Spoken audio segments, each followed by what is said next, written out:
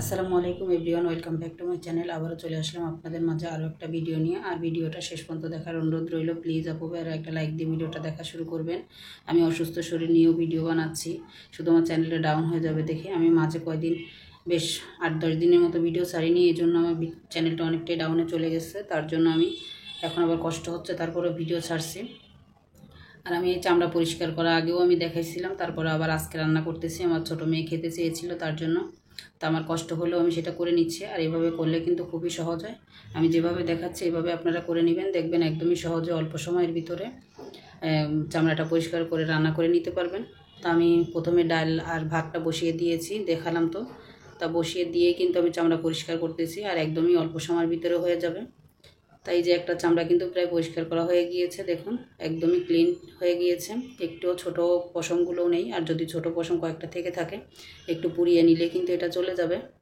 তাই আমার এই চামড়া পরিষ্কার অনেকটাই হয়ে গিয়েছে। এখানে আমি ডালটার ভিতরে মশলাগুলো দিয়ে দিচ্ছি। আর মশলাগুলো হলুদের গুঁড়া, মরিচের গুঁড়া দিলাম, ধনিয়ার গুঁড়া দিলাম, স্বাদ মতো লবণ দিলাম। তাই এখানে আমার কাঁচামরিচটা আজকে নাই, শেষ হয়ে গিয়েছে, আর বাজারও যেতে পারতেছি না। তার জন্য আর কি আমি যা ছিল তা দিয়ে ডাল রান্না করে নিচ্ছি। আর এটা জলপাই দিয়ে ডাল রান্না হবে। আর এখন যেহেতু আমের সিজন, আম দিয়ে ডাল রান্না করলেও খেতে ভালো লাগে। তা আমার আমটাও নাই ঘরে, বাজারে যেহেতু যেতে পারছি না অসুস্থর জন্য। আর ডালটা অনেক সিদ্ধ হয়ে গিয়েছে, এখন আমি ডাল ঘুটনি দিয়ে ঘুটে নিচ্ছি। আর ডাল ঘুটনি দিয়ে ঘুটে নিলে খুব তাড়াতাড়ি গুলে যাবে। আর ডাল ঘুটনিতে ভালোভাবে গুটিয়ে নিয়ে তারপরে আমি বাগারটা দিয়ে নিব। আর ডাল ঘুটনি ঘোটার আগে কিন্তু জলপাইটা দেওয়া যাবে না, ডাল ঘুটনিতে ঘুটে তারপরে জলপাই দিতে হবে। আর আমি তেজপাতাও দিয়ে দিচ্ছি, তেজপাতাটা দিয়ে দিলাম, তাহলে খেতে ঘ্রাণটা ভালো আসবে। আর জলপাই দিয়ে দিলাম আমি, এটা ফ্রিজে ফ্রোজেন করা ছিল, আর সেখান থেকে আমি 3টা জলপাই দিয়ে দিলাম কেটে। একটু কেটে দিলে আর কি ভালো টকটা আসে, আর কালারটাও খুব সুন্দর আসে। তা আমার ডালটা হয়ে গিয়েছে, আমি এই যে এখন বাগার দিয়ে নিলাম। আমি পাঁচফোড়ন দিয়েছিলাম আর পেঁয়াজ রসুনটাও দিয়ে দিয়েছি, দিয়ে আমি ভালোভাবে ভেজে নিলাম আর কি। ভেজে নিয়ে এখন ডালের ভিতর দিয়ে দিলাম। আর ডালের ভিতর দিয়ে সঙ্গে সঙ্গে একটু ঢেকে দিলে কিন্তু ঘ্রাণটা ভালো থাকে। তো আমি আর ঢেকে দিলাম না, যেহেতু আমি চামড়া পরিষ্কার করতেছি, আমার হাতে ময়লা, আমি আর অন্য কিছু নোংরা করতে চাচ্ছিলাম না। তো আমার ডালটা নামিয়ে নিয়েছি। এখানে আমি চামড়া রান্না করব দেখে মশলাটা ভালোভাবে কষিয়ে নিলাম। মাংসের ভিতর যে ধরনের মশলা দেওয়া সব ধরনের মশলা দিতে হবে। আর চামড়াটা কিন্তু আমি ছোটো ছোটো করে কেটে খুব সুন্দর করে অনেকবার ধুয়ে নিয়েছি, মাছের মতো করে একদম সাদা পানি বের হওয়া পর্যন্ত ধুয়ে নিয়েছি, তাহলে কিন্তু ভালো লাগবে। আর ওইভাবেই ধুয়ে নিতে হবে অবশ্যই। আর ছোটো ছোটো পশম থাকলেও সেটা একটু পুড়িয়ে নিতে হবে। তা যাই হোক, এখানে আমার কিছুটা ঘিলা ছিল, সেটাও আমি দিয়ে দিলাম। আর কলিজাও নিয়ে আসছে, আমি কলিজাটা দেখাতে ভুলে গিয়েছি। আমার ভিডিও করার কথা মনে থাকে না, মানে যখন মনে পড়ে তখন একটু করি, আর যখন মনে থাকে না তখন আর ভিডিও করি না। তাই মশলার সঙ্গে ভালোভাবে মিশিয়ে আমি কিন্তু এখানে কোনো পানি অ্যাড করব না, ভালোভাবে মিশিয়ে আমি ঢেকে রাখবো। ঢেকে রাখলে যে পানি বের হবে ওই পানিতেই কিন্তু সিদ্ধ করে নিব, ভালোভাবে একদম কষিয়ে নিব। আর এখানে আমি আদা কুচি করে নিয়েছি, আদাটা আমি লবণ, বিট লবণ দিচ্ছি, সাদা লবণ দিব, আর একটু লেবুর রস দিব। সেটা দিয়ে আমি ভালোভাবে আর কি শুকিয়ে নিব। আর শুকিয়ে নিলে খেতে ভালো লাগবে আর কি। আর একটু স্বাদের জন্যই আর কি লেবুটা আর বিট লবণটা দিলাম। আর ডাক্তার আমাকে বলেছে শুধু লেবু মানে শুধু লবণ দিয়েই আর কি শুকিয়ে নিতে, কুচিয়ে শুকিয়ে নিয়ে ভাতের সঙ্গে বা যে কোনো সময় গ্যাস্ট্রিকের জন্য এটা খেতে বলছে, তাহলে কাজ হবে। তা হবে কিনা বলতে পারি না, আমার যেহেতু গ্যাস্ট্রিকের সমস্যা আছে, আদা খেলেও আমার গ্যাস হয়। তা যাই হোক, আমার ঘরে সবাই আছে, তারা খেতে পারবে আর কি, তার জন্য আমি করে নিলাম।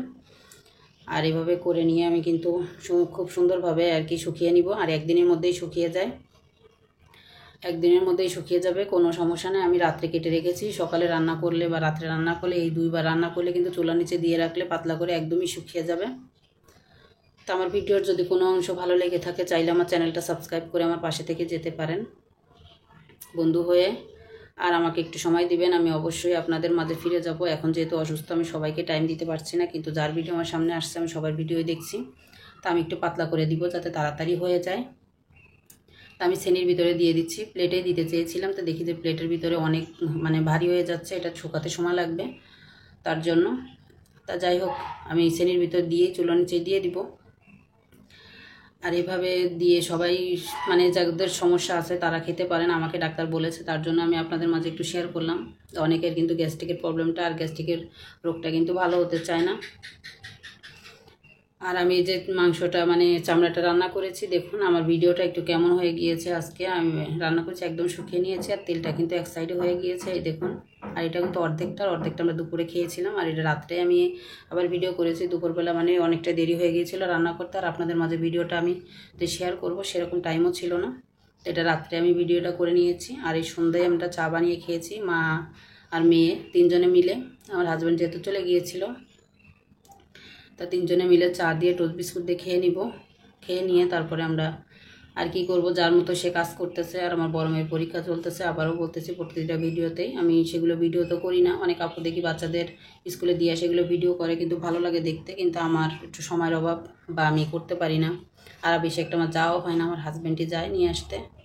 আর আমার মেয়েকে মাঝে মাঝে একা পাঠিয়ে দিয়ে আমার বাসার কাছেই পড়েছে, একদমই বেশি দূরে পড়ে নেই, মাত্র 5 মিনিট লাগে রিক্সায় গেলে। তো টোস্ট বিস্কুট আমরা খেয়ে নিচ্ছি। তারপরে আমরা একটু পুরি আর সিঙ্গারা, এটা ফ্রিজে ছিল, তো আমরা একটু ভালোভাবে একটু গরম করে নিলাম আর কি, তেলের ভিতর ভেজে নিলাম। ভেজে নিয়ে তারপর আমরা খেয়ে নিলাম। আর উপরে একটু বিট লবণ দিয়ে দিয়েছিলাম। দেখুন আদাটা একদিনেই শুকিয়ে গিয়েছে। আর এই যে শুকানো আদায় দেখিয়ে দিলাম। আর আজকের মতো বিদায় নিচ্ছি।